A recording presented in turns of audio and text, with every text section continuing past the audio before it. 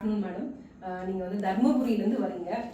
உங்க ஸ்டோரி கேட்டால் எனக்கு ரொம்ப எமோஷனலாக இருந்தது. So what you wanted to convey to the about oxy plus ma'am? கண்டிப்பாக சொல்லணும் மேம்.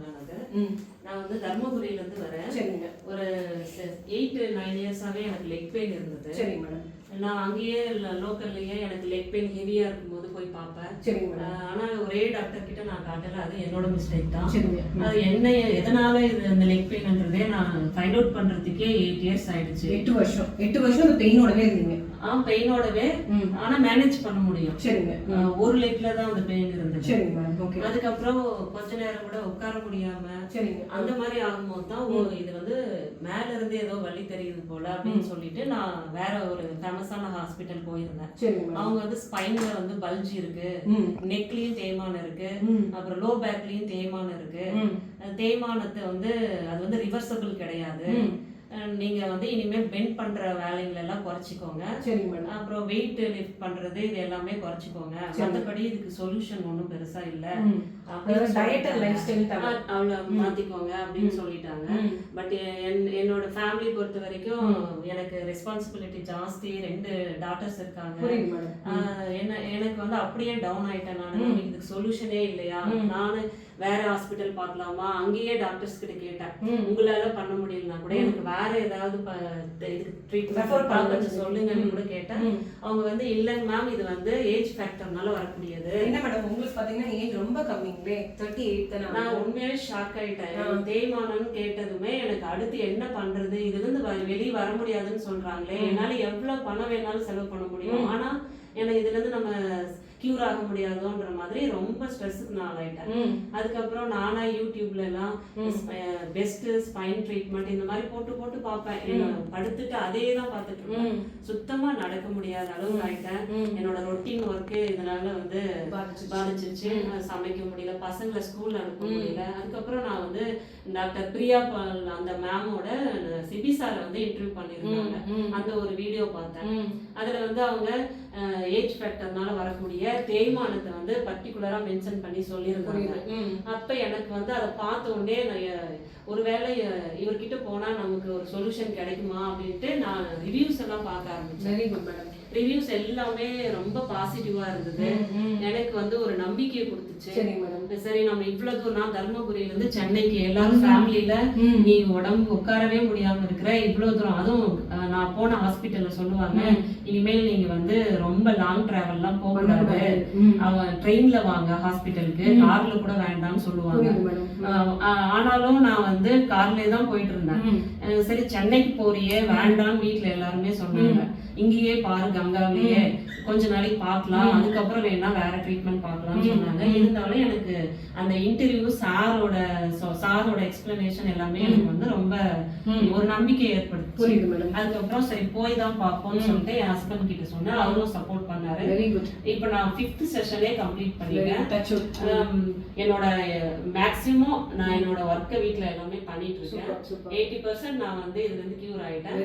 எனக்கு அந்த நம்பிக்கை இருக்கு, நான் முழுசாவே பழைய மாதிரி எல்லா ஒர்க்கையுமே பண்ணக்கூடிய அளவுக்கு வருவேன் அப்படின்ட்டு.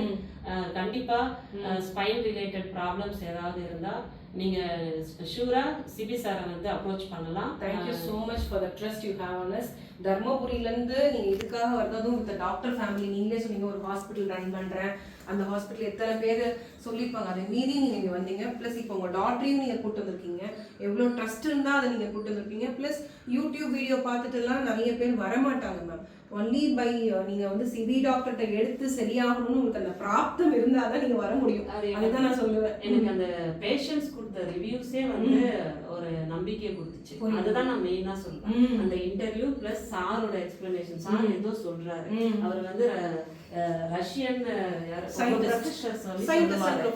ஒருவேளை அங்க ஒரு ட்ரீட்மெண்ட் இருக்கும் போல, அதுதான் இவர் இங்க வந்து இம்ப்ளிமெண்ட் பண்ணிட்டு இருக்காரு அப்படின்ட்டு எனக்கு அது புரிஞ்சுக்கிட்டா நான் நிறைய அதை பத்தி புரிஞ்சுக்கிட்டு தான் நான் வந்தேன். வந்து நான் சார் கிட்ட எக்ஸ்பிளைன் பண்ண சொல்லி கேட்கல, என்ன பண்ண போறாருன்றத நம்ம முன்னாடியே தெரிஞ்சுட்டு தான். இதுக்கு மேல நான் ஒண்ணுமே சொல்றதுக்கு இல்லை மேடம். அதனால எல்லாருமே நான் ஒன்னே ஒன்று கேட்பேன், சிபி டாக்டர் மூலியமா சரியாகி போனவங்க எல்லாருமே ஒரு ட்ரஸ்ட் மற்றவங்களுக்கு கொடுங்கன்னு தான் நான் கேட்பேன். இப்போ நீங்க சொல்லும் போது நிறைய ஒரு சயின்டிபிக் கனெக்ஷன் கூட ஆகுது. ஏன்னா உங்களுக்கு irregular நான் பீரியட்ஸ் இன்னொன்னே சொல்லணும்னா நான் வந்து எனக்கு நான் ஏஜ் அட்டன் பண்ண பீரியட்ல இருந்தே நான் வந்து irregular பீரியட். ஓகேங்க மேடம். நான்லாம் அதெல்லாம் மாறவே மாறாது. நான் நிறைய கைனகாலஜிஸ்ட்லாம் பார்த்திருக்கேன். அவங்க வந்து பிசிஓடி ஏதாவது ரீசன் சொல்லுவாங்க. எனக்கு வந்து பாப்பாங்க அதாவது குழந்தையே இல்லாதப்ப அதுக்கு மட்டும் வேணா ட்ரீட்மெண்ட் சப்போர்ட் கொஞ்சம் இருந்தா பேபி ஃபார்ம் ஆகும்னு சொல்லிட்டு 2 பாப்பாவுமே அப்படிதான் பிறந்தாங்க. அதுக்கப்புறம்லாம் பீரியடே டேப்லெட் போட்டாதான் வர வேண்டிய ஒரு சூழ்நிலை இருந்துச்சு. நான் சார் கிட்ட வரும்போது சார் ஒன்னொன்னா என்னென்ன ப்ராப்ளம்லாம் இருக்குன்னு கேட்கும்போது அப்ப நான் இதையும் சொன்னேன், irregular பீரியட் இருக்கு, அதுக்கப்புறம் நான் வந்து எனக்கு அலர்ஜி தொந்தரவும் இருக்கு, டஸ்ட் அலர்ஜி தொந்தரவும் இருக்கு அப்படின்னு சொன்னா சார் வந்து ஃபர்ஸ்ட் செஷன்ல சொன்னாரு இது எல்லாமே ரெடியூஸ் ஆகும்னு சொன்னாரு. பட் எனக்கு அப்ப வந்து நம்பிக்கை இல்ல. என்னோட நோக்கம் ஃபுல்லா ஸ்பைனை பத்தி தான் பெயின் மேனேஜ்மெண்ட்ல அவ்வளவுதான் இருந்தது. சரி பார்க்கலாம் அப்படின்னு நினைச்சேன். ஆனா படிப்படியா நான் வந்து இப்ப டேப்லெட்டே போடுறது இல்லை. இப்ப வந்து நான் period ஆயிடுறேன்.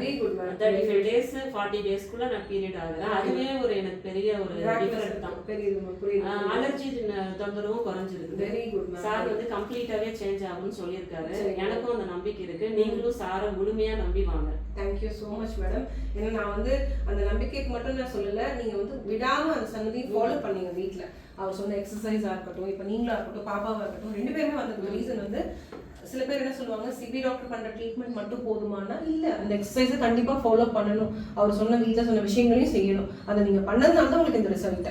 I can guarantee that. நீங்கள் ரொம்ப ரொம்ப சந்தோஷம். தர்மபுரியிலேருந்து ஒரு கார் எடுத்துட்டு அந்த எக்ஸ்பென்ஸ் பார்த்துட்டு ட்ரீட்மெண்ட்காக வந்துட்டு எத்தனை பேர் இப்படி வருவாங்கன்னு என்னால் சொல்ல முடியாது. Definitely I convey this to Priya for. She will be the happiest. ஏன்னா அவங்க அந்த வீடியோ பண்ணும்போதே சொன்னாங்க எத்தனை பேருக்கு இது ஹெல்ப் ஆகும்னு தெரியல, பட் எனக்கு இது நல்லா ஆயிடுச்சு, கண்டிப்பாக மற்றவங்களுக்கு இது நல்லா ஆகணுங்கிற மோட்டிவ்ல தான் அவங்க பண்ணாங்க. ஸோ இது எல்லாமே இப்போ இது எல்லாமே அவங்க மூலியமா வந்து அந்த கிஃப்ட்ஸ் எல்லாம் இது எல்லாமே வச்சிருக்கிறது. So I'm thankful for you. And உங்களுக்கு கண்டிப்பாக இன்னும் மற்ற விஷயங்களும் சரியாகும். இப்போ நீங்கள் என்ன கன்சர்னாக எனக்கு வந்திருக்கீங்களோ அதையும் நான் சரி பண்ணி தருவேன். I can guarantee that. நீங்கள் வரும்போது சிபி டாக்டர் பார்க்க வரும்போது என்னை பார்க்க வந்தால் போதும். இதுக்காக நீங்கள் செப்பரேட்டாக வரணும்னு அவசியம் இல்லை. ஓகேங்களா? Thank you so much. Thank you ma'am. Thank you.